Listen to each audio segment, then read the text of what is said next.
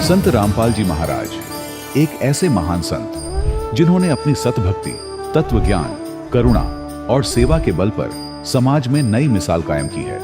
संत रामपाल जी महाराज की अगुवाई में उनके सभी सतलोक आश्रमों से समाज कल्याण के अद्भुत कार्यों ने समाज को सुनहरे भविष्य की एक नई उम्मीद दिखाई है। संत रामपाल जी महाराज से नाम दीक्षा लेने के बाद लाखों लोगों की लाइलाज बीमारियां जैसे कैंसर, एड्स आदि ठीक हुई। संत जी के ज्ञान से प्रेरित होकर उनके अनुयायियों ने लाखों यूनिट रक्तदान किया। संत जी ने लाखों बहन बेटियों का दहेज मुक्त विवाह करवाया।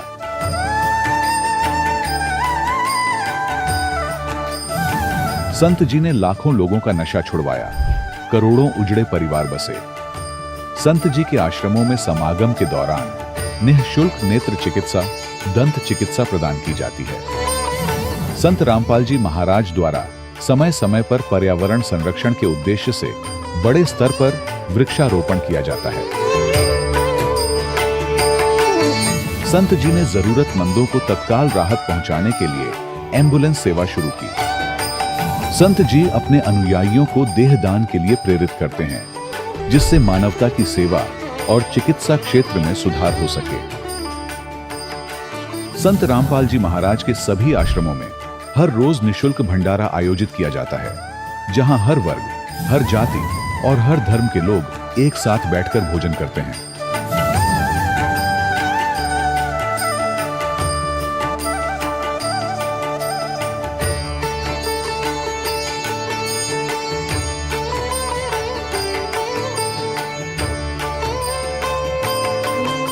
संत रामपाल जी महाराज की अन्नपूर्णा मुहिम ने गरीब और बेसहारा लोगों के जीवन में एक नई ऊर्जा और उम्मीद को जन्म दिया है। घर घर खाद्य सामग्री और जरूरी मदद पहुंचाकर संत रामपाल जी महाराज ने लोगों को दुख और मजबूरी से लड़ने की ताकत प्रदान की है।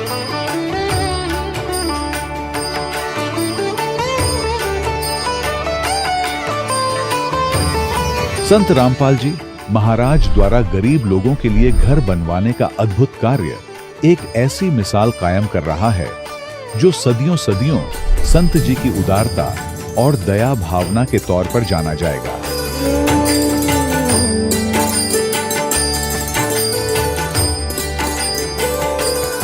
संत रामपाल जी महाराज के आश्रम में हजारों बुजुर्गों को सम्मान और प्यार के साथ जीवन जीने का अवसर मिलता है। उनके खाने, रहने और स्वास्थ्य की पूरी जिम्मेदारी संत रामपाल जी महाराज उठाते हैं। अनाथ बच्चों के लिए संत रामपाल जी महाराज के सभी आश्रम किसी वरदान से कम नहीं। यहाँ उन्हें शिक्षा, संस्कार और भविष्य के लिए बेहतर अवसर प्रदान किए जाते हैं। चाहे बाढ़ हो, भूकंप या महामारी, संत रामपाल जी महाराज और उनके अनुयायी हमेशा ही जरूरतमंदों के लिए सबसे आगे खड़े रहते हैं। कोविड महामारी के दौरान संत रामपाल जी महाराज के आश्रमों से करोड़ों लोगों के लिए भोजन, दवाइयां और जीवन रक्षक सामग्रियां उपलब्ध कराई गई। चाहे गरीब की मदद हो या किसी शोषित और पीड़ित वर्ग के हक और सम्मान की लड़ाई, संत रामपाल जी महाराज ने हमेशा ही उनकी दबी आवाज को सरकारों तक पहुंचाया है और उन्हें उचित न्याय दिलवाने में अहम भूमिका अदा की है। समाज में आध्यात्मिक और सामाजिक मूल्यों के प्रति जागरूकता लाने में संत रामपाल जी महाराज हर कदम पर मानवता के सच्चे सेवक साबित हुए हैं। संत रामपाल जी महाराज का जीवन हमें सिखाता है कि सच्ची सेवा वही है जो निस्वार्थ भाव से की जाए। आइए हम भी इस महान सेवा के कार्य में इस महान संत से जुड़ें और संत रामपाल जी महाराज से नाम दीक्षा लेकर अपने जीवन को धन्य बनाएं।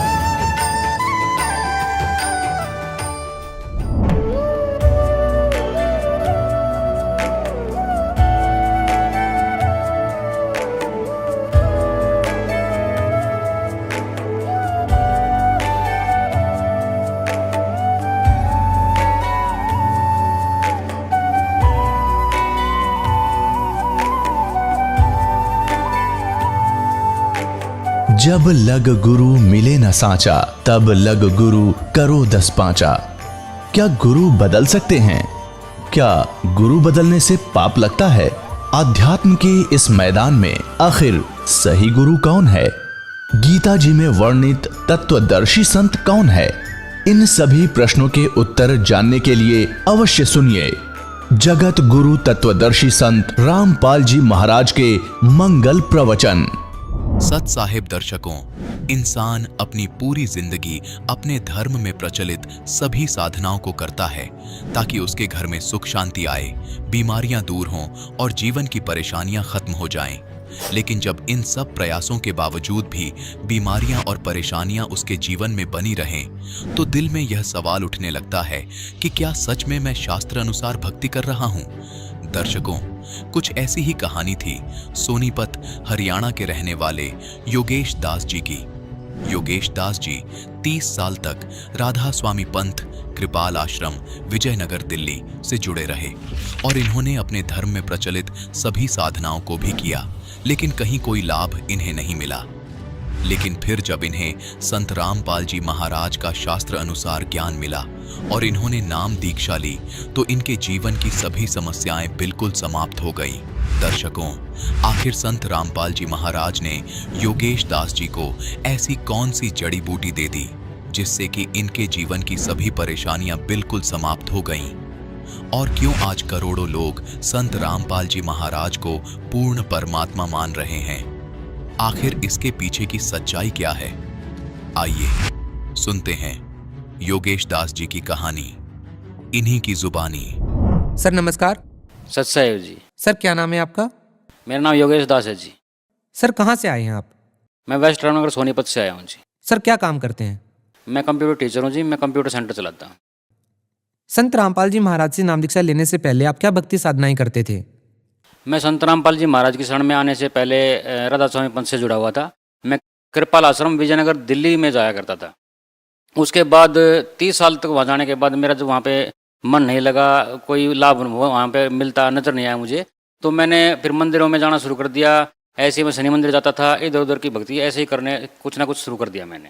सर जैसा कि आपने बताया कि आप पहले राधा स्वामी पंथ से जुड़े हुए थे, आप मंदिर मस्जिद भी गए। सर जो साधनाएं आप पहले कर रहे थे, उन साधनाओं के करने से आपको क्या लाभ मिला? उन साधनाओं करने से मुझे कोई लाभ नहीं हुआ। उल्टा मेरी आर्थिक स्थिति खराब हो गई और मेरे घर में गृह क्लेश ज़्यादा बढ़ गया। रोज़ रोज़ के लड़ाई झगड़े होते थे। यहाँ तक कि मेरी बीवी ने भी एक बार, मेरी भगवती ने एक बार जहर खाने की कोशिश की थी। उसके बावजूद परमात्मा की ही ये दया कि भाई वो किसी न किसी प्रकार से बच गई थी। फिर संत रामपाल जी महाराज की शरण में कैसे आना हुआ? संत रामपाल जी की महाराज के से जुड़ने की एक विचित्र घटना है कि एक बार क्या हुआ कि मैं अपने सेंटर में ऐसे ही बैठा था आराम से, और मेरे सेंटर में एक भगत जी के बच्चे आया करते थे पढ़ने के लिए, और वो मेरी एक्टिविटी देखते रहते थे कि भाई मैं कभी गाने सुन रहा होता हूँ, कभी कुछ कर रहा हूँ, कभी कोई मटर कश्ती कर रहा होता हूँ। तो एक दिन बच्चों ने कहा कि भाई आप परमात्मा की भक्ति करते हो, आप कहते हो कि परमात्मा की भक्ति करता हूँ, मैं राधा स्वामी पंथ से भी जुड़ा हुआ हूँ। तो उन्होंने कहा कि भाई आप सत साधना को जानते हैं? मैंने कहा कि भाई सत साधना क्या होती है, मैं तो इसके बारे में बहुत कुछ जानता हूँ। तो मैंने अपने आप को उनके सामने बहुत ऐसा प्रदर्शित किया कि भाई जैसे मैं आत्मज्ञान के बारे में, अध्यात्म ज्ञान के बारे में बहुत ही कुछ जानता हूँ। लेकिन उनके बातें सुनने के बाद मुझे लगा कि भाई ये मुझ पे हावी हो रहे हैं कुछ ना कुछ। तो फिर भी मैंने उनकी बात को टालने के लिए इधर उधर की बातें कर जाया करता था। उसके बाद एक दिन क्या हुआ कि उन बच्चों ने मुझे एक पुस्तक ला के दी, भक्ति सौदागर को संदेश। उस पुस्तक को मैंने उठाकर और अपने गैराज में डाल दिया।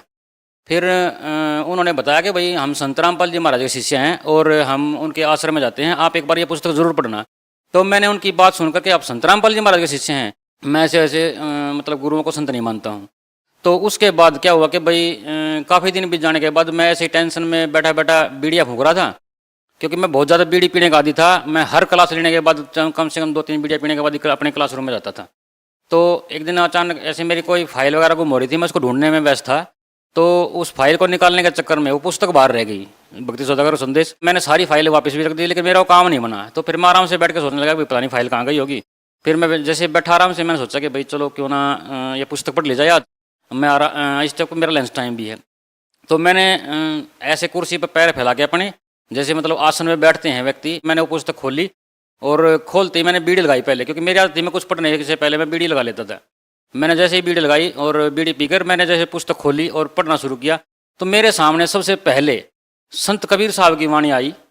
परमात्मा कबीर साहब की वाणी के संतों शब्द ही शब्द बखाना, शब्द फांस फंसा शब्द कोई नहीं पहचाना। उसके अंदर जो नाम जाप मैं राधा स्वामी पंथ के करता था, उस नाम के बारे में पूरी डिटेल दे रखी थी कि भाई इस नाम को जाप करने वाला व्यक्ति जीवन भर दुखी रहता है और उसने जितनी भी कमाई पिछले जन्मों में की हुई है वो सारी गर्त में डूब जाती है उसकी।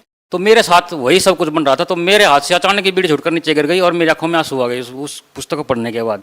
तो मैंने सोचा कि भाई ये कैसे हो सकता है, जो राधा स्वामी पंथ में जो ज्ञान दिया जाता है वो तो कबीर पंथ के द्वारा ही दिया जाता है, सारी कबीर वाणियाँ बोली जाती है उसमें और संतों का सारा ही ज्ञान वहाँ पे बताया जाता है। और यहाँ पे कबीर वाणी के अंदर ये जिक्र है कि भाई ये नाम तो हमें जाप नहीं करने हैं, इन जाप करने वाले नामों से तो हमारा न तो मोक्ष होगा और उल्टा हम अधर में लग जाएंगे। तो उस पुस्तक को पढ़ते ही मेरे मन में पता नहीं बेचैनी सी उभर गई मेरे शरीर में और मेरे कानों में उन बच्चों की बात गूंजने लगी कि भाई आप सत्संग देखा करो। तो मेरे को बार बार ये हो रहा था कि भाई सत्संग में ऐसा क्या आता होगा, ये किताब तो मुझे अच्छी लगी। मैंने फिर वो किताब शुरू से पढ़नी शुरू की।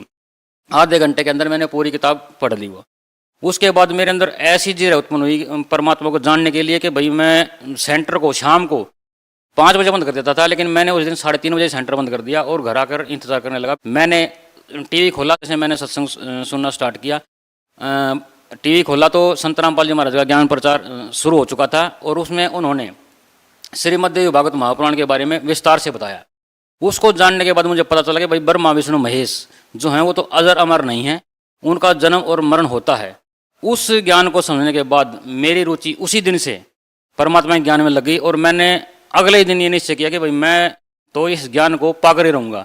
और ये जिज्ञासा जानने के बाद मैंने अगले दिन ही उनके माता पिता से संपर्क किया उन बच्चों के कि भाई मैं वहाँ पे आश्रम में जाना चाहता हूँ। तो उन्होंने ये कहा कि भाई नहीं, आप वहाँ पे आश्रम में ऐसे नहीं जा सकते, हमारे आपके अंदर कुछ व्यसन है, यानी आप कुछ बुराइयाँ आपके अंदर, जैसे आप बीड़ी पीते हो या गाने वगैरह सुनते हो, इन पर आपने रोक लगानी होगी। मैंने सोचा मैं कुछ भी करने के लिए तैयार हूँ परमात्मा पाने के लिए।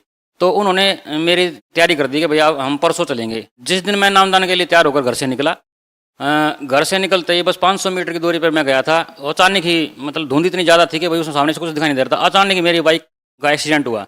एक्सीडेंट इतना ज़बरदस्त था कि भाई मेरी बाइक घूम के ही मेरे ऊपर वापस आके गिरी और वो इस प्रकार से गिरी कि अगर मैं परमात्मा के रास्ते पे ना जा रहा होता तो उस दिन शायद मेरी दोनों टांगें टूट चुकी होती। यानी इतना भयंकर एक्सीडेंट था। वो बाइक पूरी की पूरी उछल कर मेरे ऊपर गिरी थी और मैं नीचे था, जैसे कि मुझे यही होश नहीं था कि मैं कहाँ पड़ा हूँ। बस इतना ध्यान के लोगों ने भागकर मुझे उठाया कि भाई हाँ भाई धुंध ज़्यादा थी, इस वजह से गिर गया होगा। तो मैंने उठते ही देखा कि मेरे सारे नए कपड़े मैं उस दिन डाल रहा था, सारे मेरे ग्लव्स सारे जो सब नया था, सब कुछ सारी चीज़ें फट चुकी थी। मैंने फिर अचानक दिमाग में ये आया कि भाई शायद मेरा कोई चीज़ रास्ता रोक रही है। तो मैंने सोचा कि भाई आज तो चाहे कुछ भी हो जाए, चाहे मौत आ जाए, मैं आज जाए बगैर रहूँगा नहीं वहाँ पे। अब मुझे पक्का निश्चित हो गया था कि वहाँ कोई ना कोई ज़रूर ऐसी बात है, कोई ऐसी सच्चाई है वहाँ पे जिसको जानना मेरे लिए बेहद ज़रूरी है। तो मैंने वहाँ पे जाने की पूरी तैयारी की। भगत जी के घर पे गया मैं, उन्होंने जाते ही मेरे हालात देखे। उन्होंने कहा कि नहीं भगत जी आज नहीं चलते, आज आपको चोट लगी है। लेकिन मुझे महसूस नहीं हो रहा था मुझे चोट लगी है, लेकिन उनको लग रहा था कि भाई मुझे शायद चोट लग चुकी है काफ़ी गंभीर।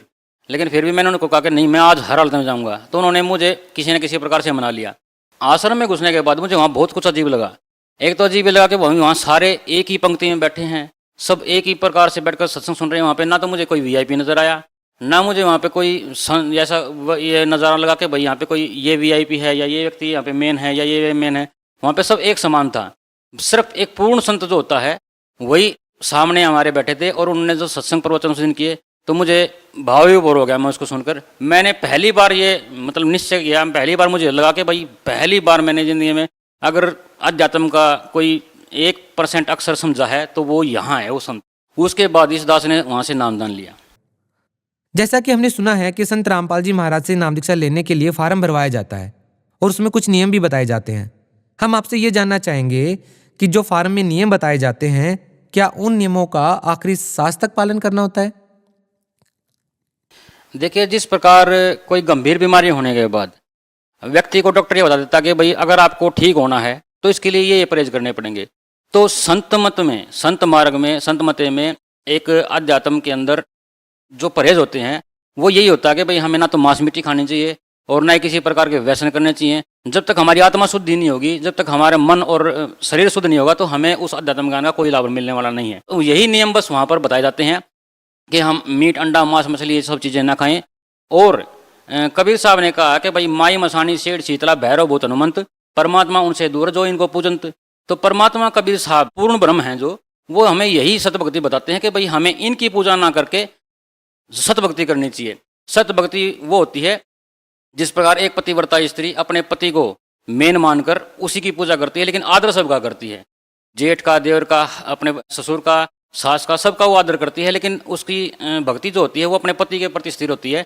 ऐसे ही हमें इन देवी देवताओं को आदर सहित लेना चाहिए और पूर्ण परमात्मा की भक्ति में तल्लीन रहना चाहिए। सर, संत रामपाल जी महाराज जी से नाम दीक्षा लेने के बाद आपको क्या लाभ मिले? संत रामपाल जी महाराज से नाम दीक्षा लेने के बाद मुझे सबसे पहला लाभ ये प्राप्त हुआ कि भाई मैं आध्यात्म मार्ग से जुड़ा। दूसरा, मेरे जीवन में कुछ घटनाएं ऐसी हुई कि भाई एक मैं बताना चाहता हूँ कि भाई हमारे परिवार में ग्रह कलेश बहुत ज़्यादा रहते थे, और संत रामपाल जी महाराज के शरण में जाने के बाद तो वो कलेश हमारे माँ बाप ने ज़्यादा बढ़ा दिए। हमारे घर में तो सुख शांति होने लगी। मैं और मेरे भगतमती ने जैसे नाम लिया, मेरे बच्चों ने नाम ग्रहण किया, तो हमारे घर में तो सुख शांति हो गई, लेकिन मेरे माँ बाप के मन में बेचैनी पैदा हो गई उन चीज़ों से।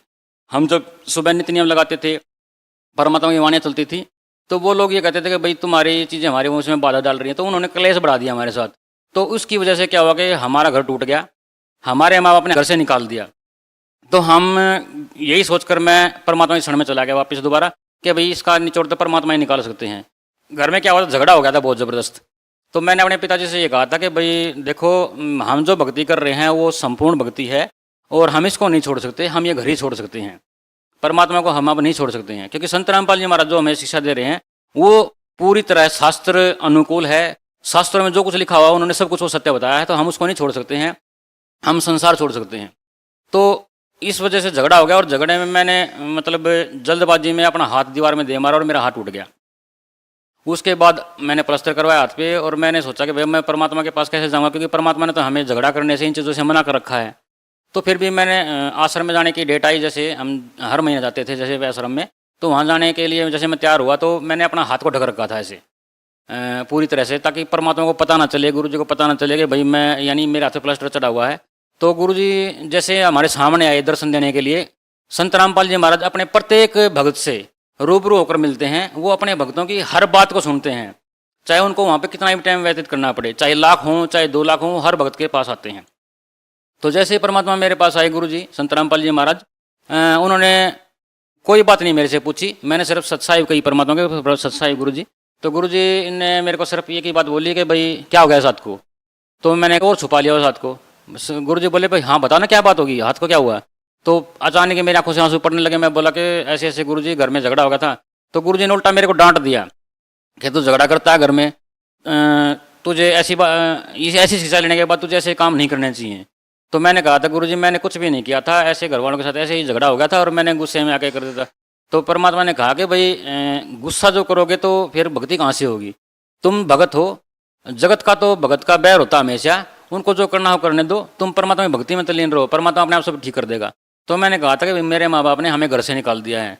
तो गुरु जी ने कहा था कि भाई नहीं, माँ बाप की तो सेवा करनी चाहिए, आप घर जाओ, वहीं उसी घर में जाओ, वहीं रहो और वहाँ पे परमात्मा की भक्ति करो, किसी से कुछ मत बोलो, अपना काम करते रहो तुम लोग।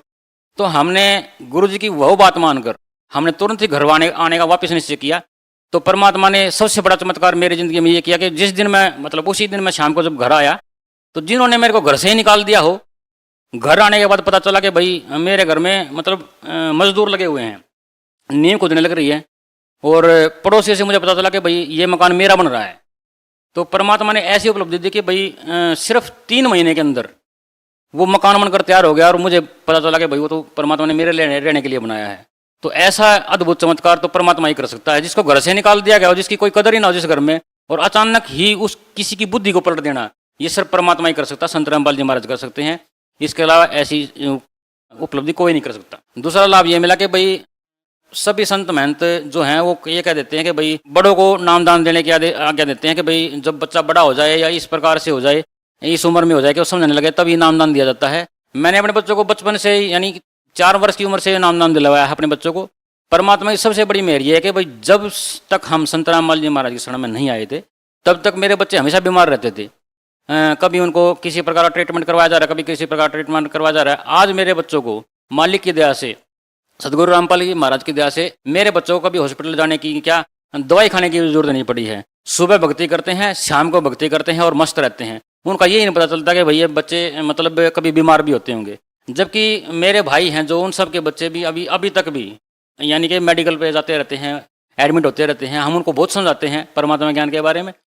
लेकिन ये उपलब्धि क्या थोड़ी बड़ी बात है कि भाई परमात्मा इस महंगाई के ज़माने में हम ये सारा पैसा डॉक्टरों के देते रहें तो घर का गुजारा कैसे चलेगा। लेकिन परमात्मा ने इन सब चीज़ों से बचाकर उन बच्चों को अपनी शरण में लेकर सुरक्षित कर रखा है।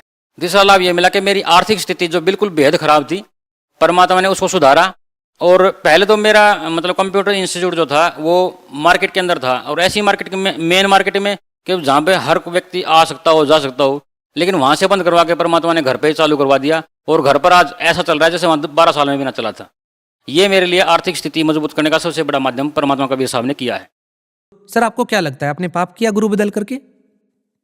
नहीं, मैंने गुरु बदल कर कोई पाप नहीं किया है, क्योंकि कबीर साहब की वाणी है कि भाई जब तक संत मिले नहीं सच्चा तब तक गुरु करो 10 पांचा। और हमें सच्चाई जानकर ही गुरु धारण करना चाहिए कि ये गुरु अध्यात्म का कितना ज्ञानी है। जब तक हमें गुरु की पहचान ना हो, जब तक हमें परख ना हो, तब तक हमें गुरु धारण करना ही नहीं चाहिए। सबसे पहली बात तो ये है। और जब ये पता चल जाए कि भाई ये गुरु है, ये पूर्ण संत है, पूर्ण संत की पहचान कबीर साहब ने स्वयं बताई है कि भाई सतगुरु के लक्षण कहूँ मधुरे बैन विनोद, 4 वेद 6 शास्त्र कह 18 बोध। कि वो जो संत होता है न तो पादरी होता है, न ही वो पंडित होता है, और न ही वो मौलवी होता है। वो एक साधारण आम व्यक्ति की तरह दिखने वाला संत होता है, और वो अपनी वाणी के अंदर सभी धर्म ग्रंथों को, सभी पंथों को एक कर कर चलता है। उसके लिए ना कुरान अलग है, ना उसके लिए गुरु ग्रंथ साहिब अलग है, ना उसके लिए बाइबल अलग है। वो सब चीज़ों को एक समान सब अपने सब शिष्यों को पढ़ाता है। ऐसे संत आज के टाइम पे संत रामपाल जी महाराज ही हैं।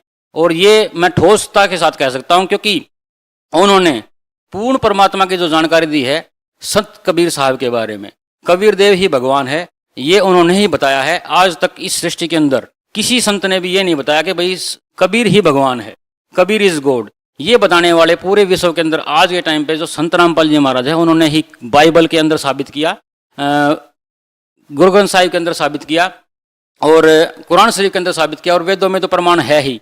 वेदों में बताया गया है उस परमात्मा के बारे में कि भाई स पर्यागात शुक्रम अकायम एवर्णन ऐसनावीरम कबीर मनीषी प्रभु यथा तथ्य, कि वो जो पूर्ण परमात्मा है वो बगैर नाड़ी के शरीर युक्त है, और वो कबीर मनीषी है, यानी कबीर भी परमात्मा है। वो स्वयंभू, स्वयं की रचना करने वाला भी वही है, और प्रभु भी वही है। तो ये बताने के लिए सिर्फ आज तक किसी संत ने ये व्याख्या किसी ने नहीं की, ये संत रामपाल जी महाराज ने ही बताया है। और उनको जानकारी कहाँ से हुई? क्योंकि उनको परमात्मा आकर स्वयं मिले, तभी तो उनको जानकारी हुई होगी ना इस चीज़ के बारे में। तो संत रामपाल जी महाराज ने ही ये बताया कि भाई पूर्ण जो परमात्मा है, वो जो एक सबका ईश्वर है, जिसके बारे में संत कह कर मर गए कि भाई सबका मालिक एक, वो उस एक की पहचान करवाने वाले संत रामपाल जी महाराज ही हैं। सर, भगत समाज को आप क्या संदेश देना चाहेंगे? भगत समाज को हम ये प्रार्थना करना चाहते हैं कि भाई आप अपनी आंखें खोलिए, और जो ज्ञान संत रामपाल जी महाराज ने ज्ञान गंगा पुस्तक के माध्यम से समाज में पहुंचाया है, उस ज्ञान गंगा पुस्तक को कम से कम एक बार पढ़ के देखिए। उस पुस्तक को पढ़ने के बाद उस ज्ञान को अध्यात्म से मिलाइए, अध्यात्म की पुस्तकों से मिलाइए, तब आपको ये पता चल जाएगा कि सत भक्ति क्या होती है, सतमार्ग क्या होता है। जी, बहुत बहुत धन्यवाद। सत साहिब। दर्शकों, अभी आपने सुने संत रामपाल जी महाराज से दीक्षा प्राप्त करके सुखी हुए भक्त के अनुभव। अब देखिए जगत गुरु तत्वदर्शी संत रामपाल जी महाराज के मंगल प्रवचन। जो सुख का सागर है, जो कभी दुख नाम की वस्तु नहीं सतलोक सचखंड में, वहां चल। वहां कितना सुख है कि शंखों लहर मेर की उपजे, कहर नहीं जहां कोई, और दास गरीब अचल अविनाशी, सुख का सागर सोई। शंखों लहर मेहर की उपजे, जैसे यहाँ कभी कभी होता है इस दास के साथ, तो बहुत बार होता है, कहीं अकेले बैठे हो, परमात्मा की याद आ रही हो, अचानक एक ऐसी हिलोर उठती है हृदय में, हमें कोई भी बुरा दिखाई नहीं देता, चाहे किसी ने हमारे को कितना सता रखा हो, उसके प्रति भी राग नहीं रहता, द्वेष नहीं रहता, ना किसी के प्रति राग रहता। इतना आनंद आता है कुछ क्षणों के लिए, हम चाहकर भी किसी के बुरा सोच भी नहीं सकते, मन में दोष नहीं आता। तो वो मेहर की लहर आई थी भगवान की, और उसके जाते ही फिर जो का त्यों खचड़ा अंदर भरा ही है। वो ये कर दिया, उसने ऐसा कर दिया, वो चिंता 36 टेंशन आकर खड़ी हो जाती है। तो वो कहर की लहर आ गई, और पहले मेहर की लहर थी। शंखों लहर मेहर की उपजे, और कहर नहीं जा कोई, दास गरीब अचल अविनाशी, सुख का सागर सोई। वो सुख का सागर है, वहां जाकर ही आपको परम शांति मिलेगी। गीता अध्याय नंबर 18 के श्लोक नंबर 62 में कहा है कि अर्जुन तो सर्वभाव से उस परमेश्वर की शरण में जा, उसी परमेश्वर की कृपा से ही तू परम शांति को और सनातन परम धाम को, सनातन शाश्वत सदा रहने वाला उस शाश्वत स्थान को प्राप्त होगा। उसके लिए उसने ऑप्शन छोड़ दिया कि तत्वदर्शी संतों की खोज कर, मैं नहीं जानता। तो वहां जाने के बाद फिर कभी मृत्यु जन्म नहीं होता। उससे अतिरिक्त जैसे ब्रह्म तक की साधना है, ओम मंत्र, गीता अध्याय नंबर 8 के श्लोक नंबर 13 में गीता ज्ञानदाता कहता है, मेरा तो एक ओम अक्षर है और कोई मंत्र नहीं है। और पहले ऋषि जन इस ओम मंत्र को ही वेदों के आधार से जाप करते थे, और यही एक ब्रह्म तक प्राप्ति की सच साधना है, वो भी उस सतर के गुरु से लेकर ही की जाए। तो ऐसे ही एक ऋषभदेव नाम के राजा थे, उनको स्वयं परमात्मा कबीर देव जी एक साधु संत ऋषि रूप में मिले, ज्ञान समझाया कि ये राजपाट सदा नहीं रहेगा, आपके पूर्व जन्म के संस्कार हैं राजन, ये समाप्त होंगे, आप बुद्धिमान हो, आप समय रहते भक्ति करो। वो इतना प्रभावित हुआ और उन्होंने ये भी बताया परमात्मा ने कि मैं उस परम पिता परमात्मा का जो है ना पूरा जानकार हूं, क्योंकि अपनी महिमा आप बताते हैं भगवान, और मेरे पास वो कंप्लीट कोर्स है। लेकिन ऋषभदेव जी प्रेरित तो हो गए परमात्मा के लिए, परमात्मा उस मालिक को ना माने, क्योंकि वो सबसे हटकर ज्ञान है ये। जब ऋषभदेव जी ने अपने कुल गुरुओं से बात करी कि ऐसे ऐसे मैंने सुना है कि कोई परमात्मा इन ब्रह्मा जी, विष्णु जी, शिव जी, इनसे ऊपर भी कोई और शक्ति है, क्या ये सत्य है? तो वो नकली सारे उस रंग में रंगे हुए थे, उनको ज्ञान नहीं था, ज्ञानी थे वो ऋषि। उन्होंने भ्रमित कर दिया उस पुण्यात्मा को कि वो झूठ बोल रहा है, वो हमसे भी मत्था मारता रहता है, वो झूठा आदमी है, ऐसा कुछ नहीं है, इनसे ऊपर कोई शक्ति नहीं है, इनकी कोई जन्म मृत्यु नहीं होती, इनके कोई माता पिता नहीं है।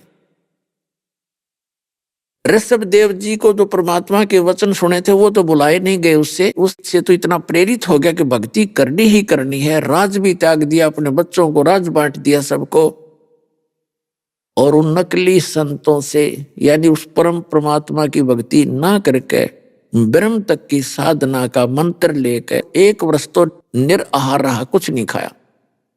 फिर 1000 वर्ष तक तप किया, क्योंकि इन ऋषियों ने इतना ही ज्ञान है डड़े डुआन का, ओम नाम का जाप और साथ में तप करता रहा। और जब 1000 वर्ष उसने साधना अपनी पूर्ण कर ली तो अपना पहला शिष्य बढ़ाया, अपना पोता भरत का पुत्र मारीची। और वो मारीची वही साधना करता था जो ऋषभदेव जी करते थे। और फिर आगे चल के वही मारीची महावीर जैन हुआ, जैन धर्म में।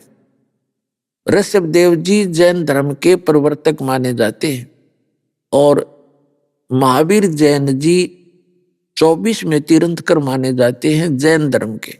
और ये वही आत्मा थी जो मारीची वाली थी, जिसने ऋषभदेव जी से सीधा मंत्र प्राप्त हुआ था ब्रह्म की साधना का। तो उसकी साधना से उसको क्या प्राप्त हुआ ये आपके रूबरू करते हैं। ये पुस्तक दिखाते हैं आपको, जैन संस्कृति कोश, जैन इतिहास, संस्कृति एवं कला एवं पुरातत्व, भागचंद्र जैन भास्कर। जैन संस्कृति कोश, जैन इतिहास, ये एक पुस्तक है, प्रथम खंड, लेखक हैं प्रोफेसर भागचंद्र जैन भास्कर। और ये कहाँ से छपा है? जैन संस्कृति कोश, जैन इतिहास, ये वही है, लेखक हैं प्रोफेसर भागचंद्र जैन भास्कर। प्रकाशक ये 2 है, इधर भी ये देख लो तुम, ये आपके सामने है। और ये कहाँ से प्राप्ति स्थान है? ये यहां से इनका। अब आपको इसके 175 पृष्ठ पर ले चलते हैं। ये 175 पृष्ठ है। ऋषभदेव के पौत्र ऋषभदेव जी को जैन धर्म का प्रवर्तक माना जाता है। प्रथम तीर्थंकर है ये ऋषभदेव। इनके पोते हैं वो मारीची, जिनकी अब कथा सुनाऊंगा, और भरत के पुत्र हैं। इसको पुराण में वैदिक धर्म का प्रवर्तक माना गया है। ये मारीची वैदिक धर्म का प्रवर्तक है, जिसको वैदिक धर्म का गाटा जोड़ रहे हैं ना, ये उसका प्रवर्तक है ये मारीची। और इसके साथ के बीती ये दिखाता हूं। यही मारीची जैन परंपरा में आगे चलकर महावीर वर्धमान बना। अब देखो आगे, अब 176 पृष्ठ पे, अब नीचे देखो, जैन धर्म का विकास इतिहास। यहां है तीर्थंकर ऋषभदेव की जीवन घटनाएं। तीर्थंकर ऋषभदेव अंतिम कुलकर नाभिराज के पुत्र थे। उनकी माता मरु देवी थी। वे इक्ष्वाकु वंशी नाभिराज अयोध्या के इस एक लोकप्रिय राजा थे। तरुण होने पर नाभिराज ने ऋषभदेव का विवाह सुनंदा और सुमंगला से कर दिया। सुनंदा ने तेजस्वी पुत्र बाहुबली और पुत्री सुंदरी को जन्म दिया, और सुमंगला ने भरत सहित एक भरत और 99 पुत्र और एक पुत्री ब्राह्मी पुत्री को जन्म दिया। समय आने पर ऋषभदेव ने भरत को अयोध्या का, बाहुबली को तक्षशिला का और शेष युवराजों को उनके योग्यता अनुसार राज्य सौंपकर संसार त्याग दिया और दीक्षा लेकर साधना में लीन हो गए। साधना काल में पाणिपात्री ऋषभदेव 1 वर्ष तक निराहार रहे, कुछ नहीं खाए 1 वर्ष तक। बाद में बाहुबली के पौत्र श्रेयांश कुमार ने इक्ष्वाकु देकर उनकी निराहार वृत्ति को तोड़ा। लगातार 1000 वर्ष तक तपस्या करने वाले मुनि ऋषभदेव ने अंत में केवल ज्ञान प्राप्त किया। धर्म देशना प्रारंभ की। धर्म देशना माने दीक्षा देने लग गया गुरु बड़का पे। प्रथम धर्म देशना भरत के पुत्र मारीची को दी। जिस मारीची का भी इतिहास दिखाऊंगा, आओ जैन धर्म को जाने। उसमें इस मारीची को ऋषभदेव ने पहला शिष्य बनाया था, जो इसका पोता था, भरत का पुत्र था।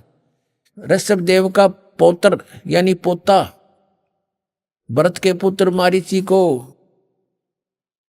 पहली धर्म देशना, प्रथम धर्म देशना भरत के पुत्र मारीची को दी, यानी पहला चेला बनाया उसने। और जो बाद में 24वें तीर्थंकर महावीर बने। इससे क्या सिद्ध हुआ कि जैन धर्म के प्रवर्तक श्री ऋषभदेव जी थे। ऋषभदेव जी ने जो प्रथम अपनी दीक्षा देनी प्रारंभ की, 1000 वर्ष तक साधना करने के उपरांत अपने पोते मारीची को दी, और उसी मारीची से वैदिक धर्म चला। और वही मारीची आगे चल के 24वें तीर्थंकर महावीर जैन बने। देखो पुण्यात्माओं, आपका सौभाग्य, आपकी किस्मत कितनी प्रबल है, कितने पुण्यकर्मी प्राणी हो आप। आपको वो वस्तु मिल गई जिस तय सब आप बाईपास निकल जाओगे इतने दुखों से। ऐसी साधना जैसे महावीर जैन और ऋषभदेव जी ने की, ऐसा कोई नहीं कर सकता वर्तमान के। और फिर भी उनकी ये हालत हुई। आपको दिखाते, आओ जैन धर्म को जाने। इसके लेखक हैं प्रवीण चंद्र जैन, M.A. शास्त्री। और ये कहां से प्रकाशित है? प्रकाशक हैं श्रीमती सुनीता जैन, जम्बूती, हस्तिनापुर, मेरठ से, उत्तर प्रदेश। अब यहां आते हैं हम 294 पृष्ठ पे शुरू करते हैं इसको, आओ जैन धर्म को जाने। श्री महावीर भगवान के जीवन का कथन कहां से प्रारंभ होता है? यानी मारीची के जन्म से भी पहले ये ऐसे ही चल रहा था, और उससे आगे का तो पता नहीं इनको, वहां तक का इनको ज्ञान है। पुरुरवा नामक भील की पर्याय से, पुरुरवा भील कौन था, उसने क्या किया? अब पुष्कलावती देश की पुंडरीकीणी नगरी में वह भीलों का राजा था। उसने सागर सेन मुनिराज से मधमास मधु का त्याग व्रत लिया था। जिसे जीवन पर्यंत पालन किया। फिर उससे कहाँ गया, वो स्वर्ग में चला गया। फिर कहाँ आया, पहले स्वर्ग के बाद महावीर भगवान का जीव किस पर्याय को प्राप्त हुआ, भरत चक्रवर्ती की रानी अनंतमती से मारीची नामक ज्येष्ठ पुत्र हुआ। यानी ऋषभ देव पोता मारीची और भरत का पुत्र था। और यही मारीची वैदिक धर्म का प्रवर्तक, और यही मारीची आगे चल के जैन धर्म में महावीर जैन हुआ। अब देखो, मारीची की पर्याय से महावीर भगवान का जीव किस पर्याय में गया, यानी मारीची ने प्रथम तीर्थंकर ऋषभ देव से उपदेश लिया था, उसके बाद इसकी अधोगति हुई। आगे देखो, ब्रह्म स्वर्ग में देव हुआ, ब्रह्मलोक में। अपना आत्माओं, जैसे आपको दास बताता है कि यहाँ एक तो कॉमन स्वर्ग है, एक ब्रह्मलोक है, ब्रह्मलोक के अंदर एक ब्रह्म स्वर्ग है जिसको ये महास्वर्ग बोलते हैं। तो ओम नाम के जाप करने वाला, विधिवत साधना करने वाला व्यक्ति ब्रह्मलोक में जाता है, और ब्रह्मलोक में गया हुआ प्राणी भी वापस आता है। गीता अध्याय नंबर 8 के श्लोक नंबर 13 में गीता ज्ञानदाता ये ब्रह्म श्री कृष्ण जी में प्रवेश करके बोल रहा है। वो कह रहा है कि मेरा ये ओम अक्षर है, जो अंतिम समय तक इसकी साधना करता हुआ शरीर त्याग कर जाता है, तो इससे मिलने वाली परम गति को प्राप्त होता है। वो कहाँ जाता है, ब्रह्मलोक मिलता है। 8वें अध्याय के 16वें श्लोक में बताया है श्रीमद् भगवद गीता में कि ब्रह्मलोक में गया हुआ प्राणी भी पुनः पुनरावृत्ति के अंदर उसका जन्म मृत्यु होता है। इसलिए गीता ज्ञानदाता कहता है कि अर्जुन, तेरे भी बहुत जन्म हो लिए और मेरे भी। और इसलिए वो कहता है कि अगर तूने पूर्ण मोक्ष चाहिए तो उस परमात्मा की शरण में जा, और उसके लिए परम अक्षर ब्रह्म की शरण में जा। गीता अध्याय नंबर 18 के श्लोक नंबर 62 में, और गीता अध्याय नंबर 15 के श्लोक नंबर 4 में कहा है कि तत्वदर्शी संत की प्राप्ति के उपरांत परमात्मा के उस परम पद की खोज करनी चाहिए, जहां जाने के बाद साधक फिर लौटकर कभी संसार में नहीं आता। उसके लिए बताया कि तत्वदर्शी संतों की खोज कर। तो तत्वदर्शी संत ऋषभ देव जी ने मिले, परमात्मा मिले थे, तत्वदर्शी संत बनकर आए थे। इतने दयालु हैं वो, पुण्यात्माओं को मिलते हैं, वेद गवाही देता है। लेकिन दुर्भाग्य हमारा कि हम ये नकली गुरु उस ज्ञान को स्वीकार नहीं करने देते। तो पुण्यात्माओं, परमात्मा ने आज सबसे पहली कृपा आपके ऊपर की है कि आप शिक्षित किए।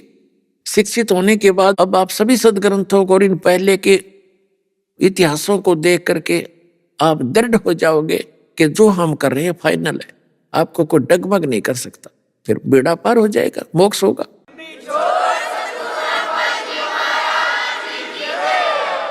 और उन महापुरुषों का दुर्भाग्य रहा कि उनको परमात्मा मिले भी तत्वदर्शी संत रूप में आकर के, ऋषि रूप में, वो नहीं स्वीकार कर सके, क्योंकि वो नकली संत चारों तरफ मंडराए हुए थे।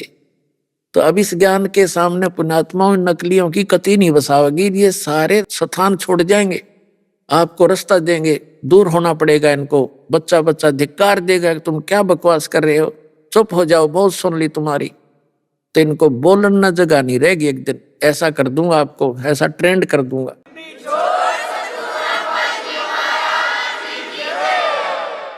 अब ऋषभ देव जी से प्राप्त साधना के बाद ये कहा गया, मारीची वाला जीव ब्रह्मलोक में, ब्रह्म स्वर्ग में देव हुआ, और फिर वो भी खत्म हुआ। गीता अध्याय नंबर 8 के श्लोक नंबर 16 में लिखा कि वहां गए हुए ब्रह्मलोक में गए हुए प्राणी भी वापस आते हैं। ये देखिए, अब सब शास्त्र प्रमाणित होते चलेंगे। अब हम 294 पर पढ़ रहे हैं, आओ जैन धर्म को जाने। भरत चक्रवर्ती की रानी अनंतमती से मारीची नामक ज्येष्ठ पुत्र हुआ, और यही मारीची वैदिक धर्म का प्रवर्तक, और यही मारीची आगे चल के जैन धर्म में महावीर जैन हुआ। अब देखो, मारीची की पर्याय से महावीर भगवान का जीव किस पर्याय में गया, यानी मारीची ने प्रथम तीर्थंकर ऋषभ देव से उपदेश लिया था, उसके बाद इसकी अधोगति हुई। आगे देखो, ब्रह्म स्वर्ग में देव हुआ, ब्रह्मलोक में। ब्रह्मलोक से, ब्रह्म स्वर्ग से फिर कहाँ गया, अयोध्या नगरी में कपिल ब्राह्मण की काली स्त्री से जटिल नामक पुत्र हुआ। और फिर वहां से कहाँ गया, सौधर्म स्वर्ग में एक सागर आयु का देव हुआ। फिर स्वर्ग से कहाँ गया, इसी भरत क्षेत्र में सूतिका नामक गांव में अग्निभूत ब्राह्मण के गौतम स्त्री से अग्निशय नामक पुत्र हुआ। फिर वहां से स्वर्ग में गया। फिर कहाँ आया? भरत क्षेत्र के मंदिर नामक ग्राम में गौतम ब्राह्मण की कौश की पत्नी से अग्निमित्र नामक पुत्र हुआ। फिर वहां से कहाँ गया? महेंद्र स्वर्ग में गया, महाइंद्र के स्वर्ग में।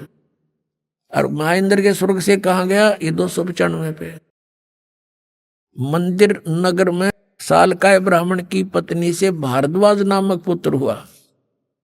भारद्वाज से आगे कहाँ गया? महेंद्र स्वर्ग में देव हुआ। फिर वहां से कहाँ गया? इतर निगोद में एक सागर की आयु वाला निगोदिया जीव हुआ। निगोद से निकलकर महावीर भगवान का जीव कहाँ गया? अनेक को भाव अनेक शरीर धारण किए वो इस प्रकार हैं। बाढ़ में जाओ ऐसा स्वर्ग और देवता स्वर्ग का आते फिर गधा बन गया खा के वो स्वर्ग। तो पुण्यात्माओं अब आंख खुल जाएगी श्रद्धालुओं की कि क्या साधना कर रहे थे। और ये रोग केवल सतलोक आश्रम के अतिरिक्त कितना कट्टा को नहीं विश्व में, ये गारंटीड समझ लेना।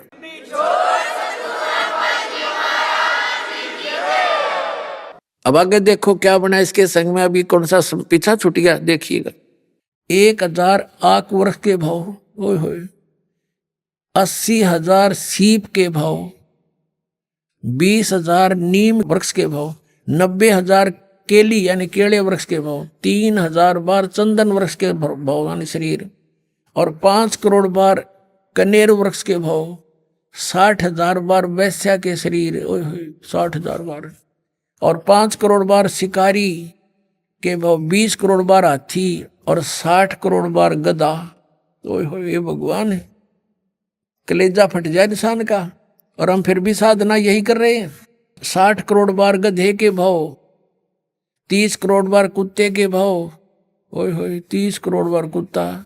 गधे का आपको सुना था एक का भाव बतेरा, और ये 30 करोड़ बार कुत्ता, 60 करोड़ बार गधा और 60 करोड़ बार नपुसंक खुसरा, 20 करोड़ बार स्त्री के भाव, 90 लाख बार धोबी, 8 करोड़ बार घोड़ा, 20 करोड़ बार बिल्ली, ओए होए 60 लाख बार गर्भ मरण, गर्भपात की मृत्यु, माए गलगोट का मेरा माँ के पेट में ही, 80 लाख बार देव पर्याय को प्राप्त किया, 80 लाख बार, ओनली 80 लाख बार तो देवता बना, और गधा बना 60 करोड़ बार, ओए होए 60 करोड़ बार गधा, 30 करोड़ बार कुत्ता।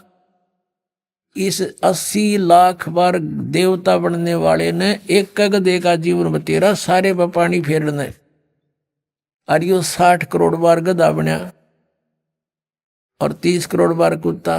पुण्यात्माओं, दास का उद्देश्य किसी की मान हानि करना नहीं है, आपको सही दिशा देना है कि जो दास के पास औषधि है, जो साधना है, उससे ये दुख मिट जाएगा आपका। अब यहाँ विचारणीय विषय है कि ऋषभ देव जी शास्त्र अनुकूल वेदों अनुसार साधक थे। उनसे दीक्षा प्राप्त की थी मारीची जी ने, उनके पोते ने, भरत के पुत्र ने। मारीची ने यहाँ की जो सही साधना करने से क्या क्या उपलब्धि हुई, केवल 80 लाख बार तो देवता हुआ, और गधे कुत्ते घोड़े इनके अंत नहीं, 60 करोड़ बार गधा, 30 करोड़ बार कुत्ता, 20 करोड़ बार बिल्ली, 60 करोड़ बार हाथी, फिर गर्भपात में मरण, नपुंसक, गिनती नहीं। और फिर ये तो उसकी दशा है जब वो शास्त्र अनुकूल साधक था, यहाँ के सतर का ब्रह्म तक का उपासक था। और महावीर जैन वही हुए, वही आत्मा महावीर जैन हुई, इनके इतिहास में लिखी है। महावीर जैन जी 24 में तीर्थकर हैं जैन धर्म के, और श्री महावीर जी ने 363 पाखंड मत बकवाद साधना शुरू कर दी। वर्तमान के जितने भी जैनी भाई हैं, ये महावीर जैन द्वारा चलाई गई पाखंड मत को कर रहे हैं, साधना कर रहे हैं। तो दास का कहने का तात्पर्य है कि तुम्हारा क्या होगा जब उस सत्साधक की ऐसी हालत हुई, तुम तो स्वर्ग के आसपास पे नहीं जाओगे, नरक में रहना पड़ेगा आपने। ये सत्कर मान लेना। उससे बचना है तो यहाँ आओ, तो इस दुर्गति से बचना है तो सतलोक आश्रम में आओ और अपना कल्याण करवा लो। दीक्षा लो, भक्ति तो करनी ही है। जीवन जो शेष बचा उसमें शुभ काम करोगे तब पिछला सारा संस्कार एरियर पूरा हो जाएगा आपका और मोक्ष हो जाएगा इससे जन्म में। दूसरा जन्म नहीं लगेगा जब सत भक्ति करोगे तो। ये सत्कर मान लेना।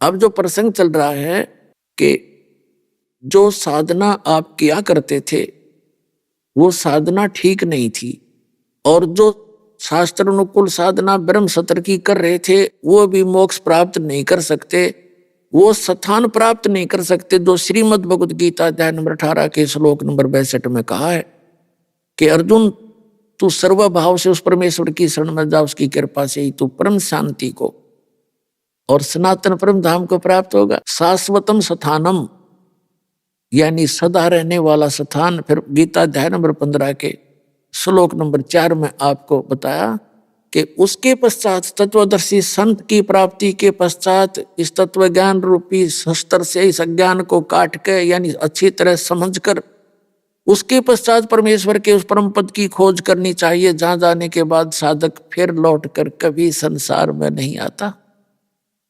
और जिस परमेश्वर ने सर्व ब्रह्मांडों की रचना की है, संसार रूपी वृक्ष की जिसने रचना की है, केवल उसकी भक्ति करो। गीता ज्ञानदाता कहता मेरी साधना भी मुझे इष्ट मानकर मत पूजो, केवल उसकी भक्ति करो। तो उसकी भक्ति इस दास के पास प्राप्त है। पुण्यात्माओं आओ और अपना कल्याण कराओ।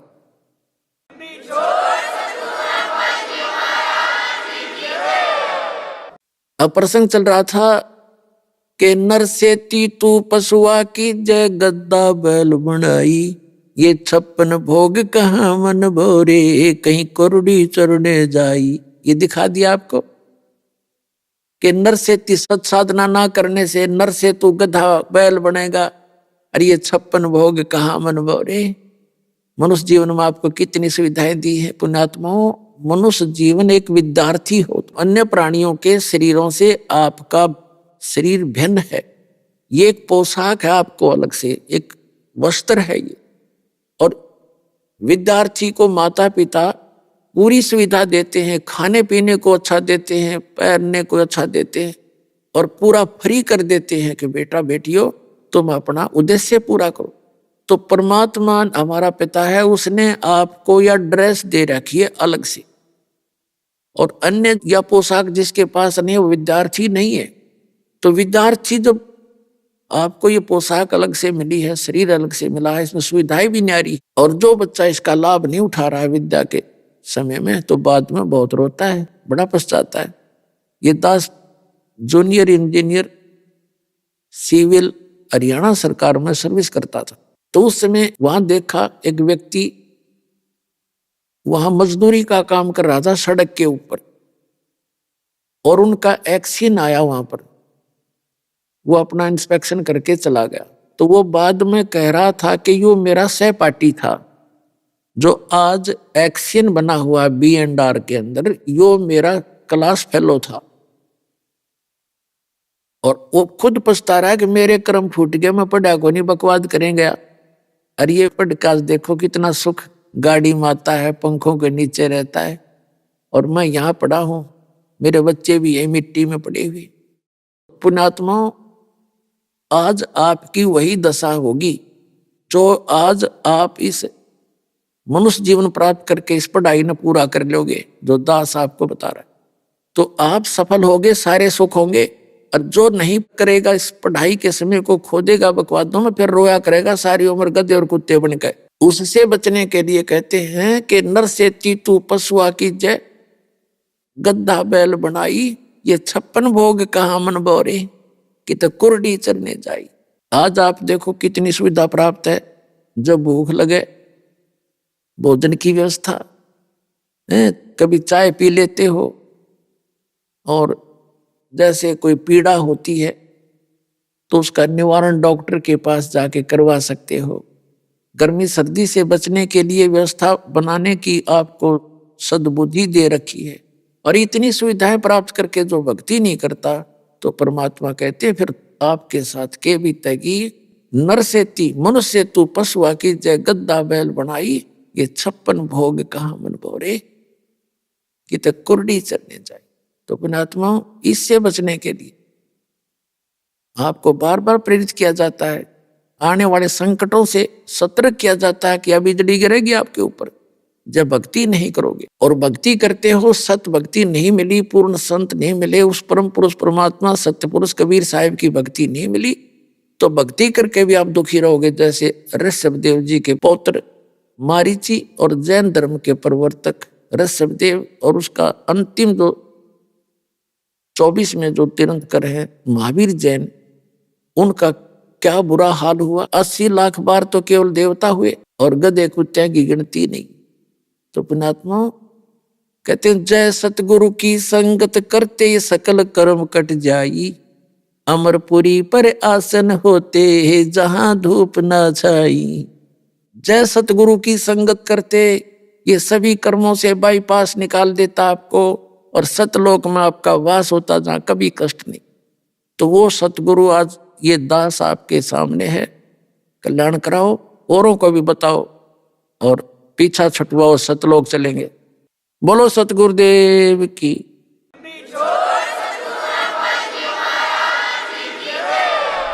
अभी आपने सुने संत रामपाल जी महाराज के मंगल प्रवचन। आइए अब सुनते हैं संत रामपाल जी महाराज से नाम दीक्षा लेकर सतभक्ति करके अद्भुत लाभ प्राप्त करने वाले अनुयायी के विचार। मनुष्य अपने जीवन में अनेकों भक्ति साधना करता है, पूजा पाठ भी करता है, लेकिन फिर भी उसके जीवन में दुख खत्म होने का नाम ही नहीं लेता। दर्शकों, इसका मुख्य कारण यह है कि आज का मनुष्य शास्त्र विधि को त्याग कर मनमाना आचरण कर रहा है। दर्शकों, ऐसी ही कहानी थी किरण कुमार जी की, जो रायगढ़ छत्तीसगढ़ के रहने वाले हैं। किरण कुमार जी भी सभी पारंपरिक भक्ति साधना किया करते थे, और जब इन्हें कोई राहत मिलती ना नजर आई तो इन्होंने सहारा लिया ईसाई धर्म का, लेकिन वहां से भी इन्हें कोई राहत नहीं मिली। दर्शकों, आज किरण कुमार जी का कहना है कि जब से मैंने संत रामपाल जी महाराज की शरण ग्रहण की है, तब से मेरे जीवन की रूपरेखा ही बदल गई है। आज वास्तव में मुझे पता चल गया है कि आदि सनातनी भक्ति क्या है, शास्त्रों के अनुसार कौन सी भक्ति साधना है, और उसी साधना को करने की वजह से मेरी जिंदगी बदल गई है। दर्शकों, आइए जानते हैं इसके पीछे की सच्चाई क्या है। सुनते हैं किरण कुमार जी की कहानी, उन्हीं की जुबानी। नमस्कार सर। सर नमस्कार। सर क्या नाम है आपका? मेरा नाम किरण कुमार वारे है। किरण कुमार जी, आप कहाँ से हैं? मैं रायगढ़ छत्तीसगढ़ का निवासी हूँ। किरण कुमार जी, संत रामपाल जी महाराज जी से नाम उपदेश आपने कब लिया? मैं 6 नवंबर 2014 को नाम दीक्षा लिया। सर, संत रामपाल जी महाराज जी से नाम उपदेश लेने से पहले आप क्या भक्ति साधना करते थे? मैं यीशु मसीह का भक्ति करता था, और मेरे बड़े भाई जो यीशु मसीह की भक्ति करते थे, उनका डेथ होने के बाद में मैं कबीरपंथी से नाम दीक्षा लिया था। सर, जैसा कि आपने बताया कि आप पहले ईसाई धर्म से संबंधित भक्ति साधना करते थे, फिर आप कबीर पंथ से जुड़े। इसके बावजूद भी आपने एक कबीर पंथ को छोड़कर दूसरे कबीर पंथी संत रामपाल जी महाराज जी से नाम उपदेश लिया। इसका क्या कारण रहा? सर, मेरा 2013 में मेरा तबीयत खराब हो गया। मेरे रीढ़ की हड्डी में नस दब गया, L5, L4, L6 में, और मेरे एक साइटिका का प्रॉब्लम आ गया। तो मेरे संबंधी भाई हैं, वो संत रामपाल जी महाराज से नाम दीक्षा लिए थे। वो मैं जब हॉस्पिटल में भर्ती था तो मेरे साथ में गए थे, और वो मंत्र का जाप करते थे। तो मैं पूछा कि क्या कर रहे हैं आप करके, तो बताया कि मैं संत रामपाल महाराज से मैं नाम दीक्षा लिया हूँ, उन्हीं का मंत्र जाप कर रहा हूँ, आप भी नाम दीक्षा लीजिए, आपका तबीयत ठीक हो जाएगा करके। तो मैं उनको नहीं माना और मैं नाम दीक्षा नहीं लिया। तो बोले कि वो मेरे को मेमोरी दिए 2005 का सत्संग का। तो मैं उस मेमोरी के सत्संग को सुना, और उस शब्द को सुन के संत रामपाल जी महाराज का नाम, उसके शब्दों को, आवाज़ को सुन के मेरा तबीयत में सुधार आना चालू हो गया, और मैं संत रामपाल जी महाराज से नाम दीक्षा लेके अभी स्वस्थ हूँ। अभी मैं एक दिन में 200-300 सीढ़ी चढ़ जाता हूँ। मेरी ड्यूटी है, मैं प्राइवेट में जॉब करता हूँ, मैं इलेक्ट्रिकल इंजीनियर हूँ। तो मेरे को फील्ड में घूमना पड़ता है, तो मैं उतना 300-250 सीढ़ी चढ़ लेता हूँ, और 20-20 किलो का 2-2 बाल्टी उठा के मैं पानी लेके चल लेता हूँ। पहले तो मैं बेड में आ गया था, बिस्तर में आ गया था, मैं चल नहीं पा रहा था। संत रामपाल जी महाराज जी से नाम उपदेश लेने के बाद क्या आपको कोई लाभ भी प्राप्त हुए?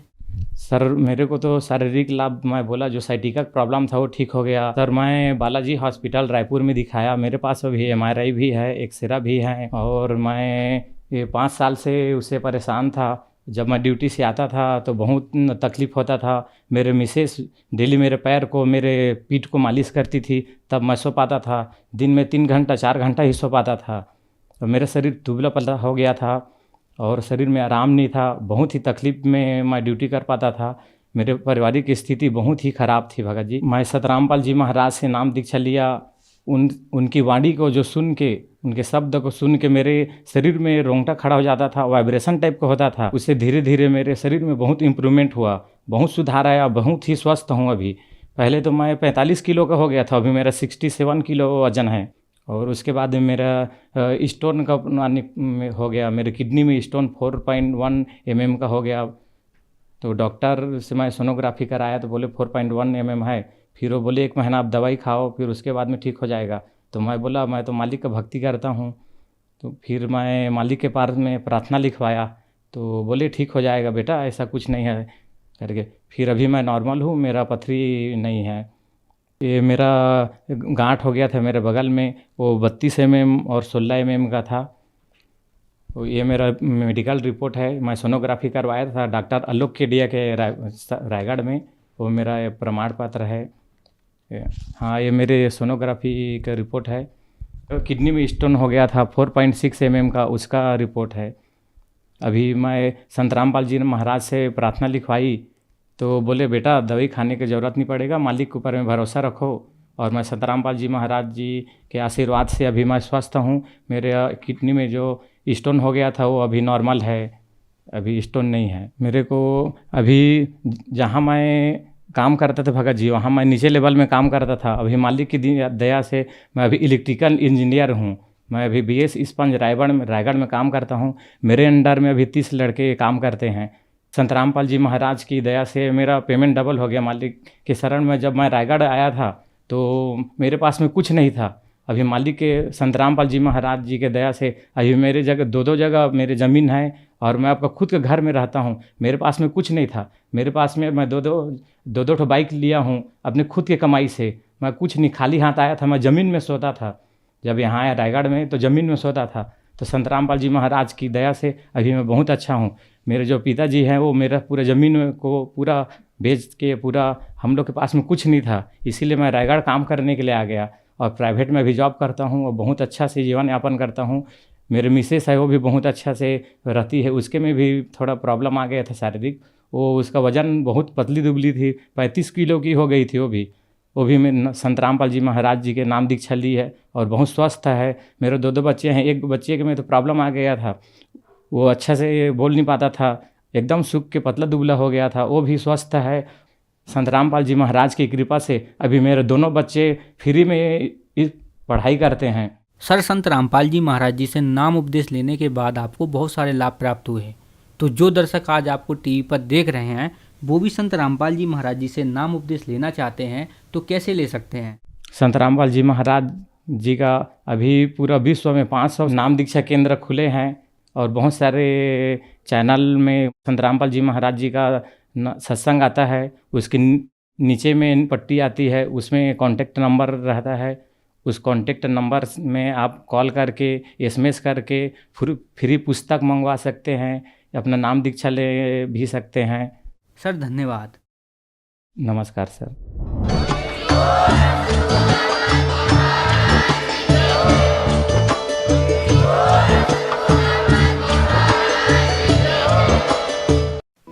आप सुन रहे थे जगत गुरु तत्वदर्शी संत रामपाल जी महाराज के मंगल प्रवचन।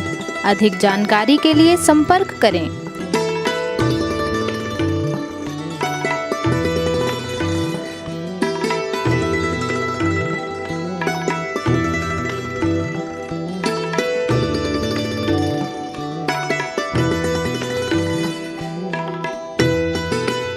जगत गुरु तत्व तत्वदर्शी संत रामपाल जी महाराज जी के पावन सानिध्य में भक्ति की अलख जगाने तथा श्रद्धालुओं को सत्य भक्ति मार्ग का रास्ता दिखाने हेतु कनाडा के लोकप्रिय channel the TV NRI channel पर जगत गुरु तत्वदर्शी संत रामपाल जी महाराज जी के मंगल प्रवचनों का प्रसारण प्रतिदिन सुबह 7:30 बजे से 8:30 बजे तक तथा रात्रि 7:30 बजे से 8:30 बजे तक किया जा रहा है। इस सत्य भक्ति मार्ग को अपनाने के लिए अधिक से अधिक सत्संग प्रसारण देखें। इस सत्संग प्रवचन का सीधा प्रसारण संत रामपाल जी महाराज लाइव सत्संग YouTube चैनल और जगत गुरु संत रामपाल जी महाराज Facebook पेज पर भी देख सकते हैं।